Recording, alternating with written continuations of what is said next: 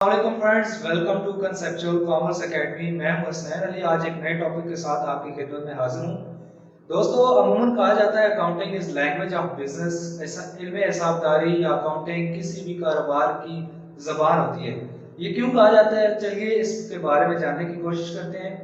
देखें व्यूअर्स, जब भी किसी बिजनेस को रन किया जाता है, ख्वाह वो छोटे पैमाने पर हो बड़े पैमाने पर हो, बिजनेस का जो अल्टीमेट पर्पस होता है, जो आखिरी मकसद होता है, वो ये होता है कि बिजनेस हमें कितना नफा दे रहा है।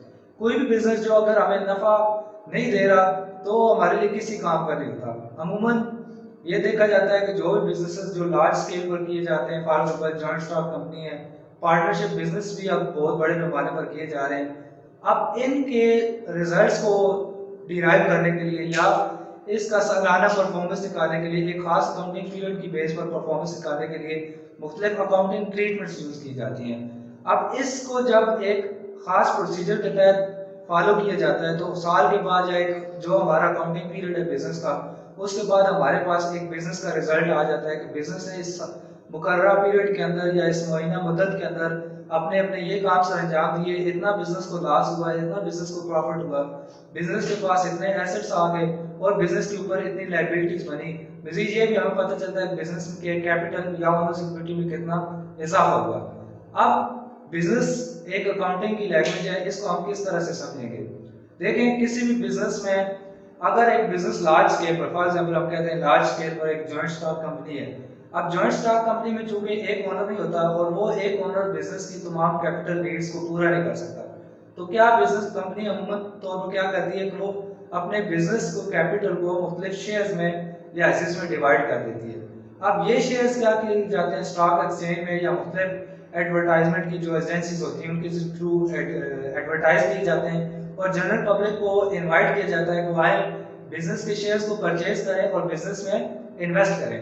अब कोई भी बंदा जो एक साउंड माइंड रखता है वो कभी भी किसी बिजनेस में डायरेक्टली इन्वेस्ट नहीं करता।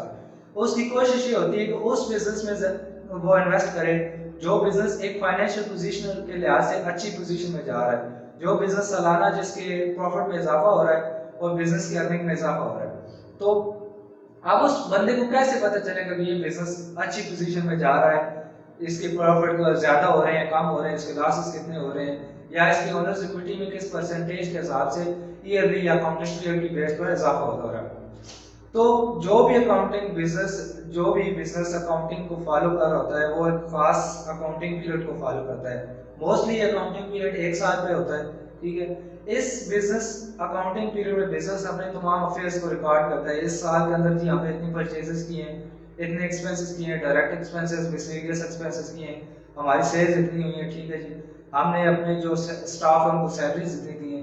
तो इस सारे ट्रीटमेंट को जब रिकॉर्ड किया जाता है तो at the end of the year हमारे पास जब एक्सपेंसेस और इनकम को क्लोज किया जाता है तो हमारे पास जो चीज़ें बच जाती हैं वो बिजनेस के पास बैलेंस शीट में उसके एसेट्स रह रहते हैं, कैपिटल रह जाता है या ओनर्स इक्विटी जिसको कहा जाता है, और थर्ड में लायबिलिटीज रह जाती हैं। अब कोई भी बंदा जो बिजनेस इन्वेस्ट करने के लिए तैयार हो रहा है तो वो सबसे पहले क्या कहेगा कि मुझे बिजनेस की बुक्स ऑफ अकाउंट्स चेक कराए जाएं। बुक्स ऑफ अकाउंट से क्या मुराद है, बिजनेस की बैलेंस शीट वगैरह, उसके अफेयर्स की जितने भी स्टेटमेंट ऑफ अफेयर्स वो चेक की जाती हैं। अब वो से हमें देखने का क्या फायदा होगा, बिजनेस के हमें कैपिटल के बारे में पता चलेगा, उसके ऊपर लाइबिलिटीज कितनी है, कितना है, और वो कितने एसेट्स को ओन करता है, तो हमें इसके बारे में पता चल जाएगा। इसलिए हर इन्वेस्टर की किसी भी बिजनेस या जॉइंट स्टॉक कंपनी में या कोई भी किसी टाइप का बिजनेस है, इन्वेस्ट करने से पहले ये कोशिश होती है तो वो बिजनेस के बुक्स ऑफ अकाउंट्स को जज करे और प्रॉपर तरीके से ये बिजनेस मेंटेन करता है अपने बुक्स ऑफ अकाउंट्स को, ताकि वो पब्लिक को इनवाइट कर सके।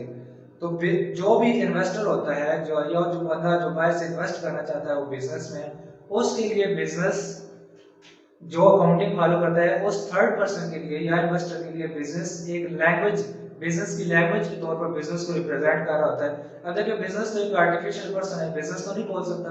बिजनेस की जो बुक्स ऑफ अकाउंट्स जो अकाउंटिंग के थ्रू आप मेंटेन करते हैं वो बिजनेस की लैंग्वेज होती है, ठीक है, वो बिजनेस की फाइनेंशियल पोजीशन को प्रेजेंट कर रही होती है। तो बिजनेस की जो business as a language of as a accounting as a language of business investor के लिए या बिजनेस के लिए जो जो फायदे मुहैया करती है या प्रोवाइड करती है उनके बारे में जानते हैं। सबसे पहले क्या होता है कि हमारा जो क्रेडिटर होता है, ठीक है जी, उसको हम एतमाद में लेते हैं। ठीक है।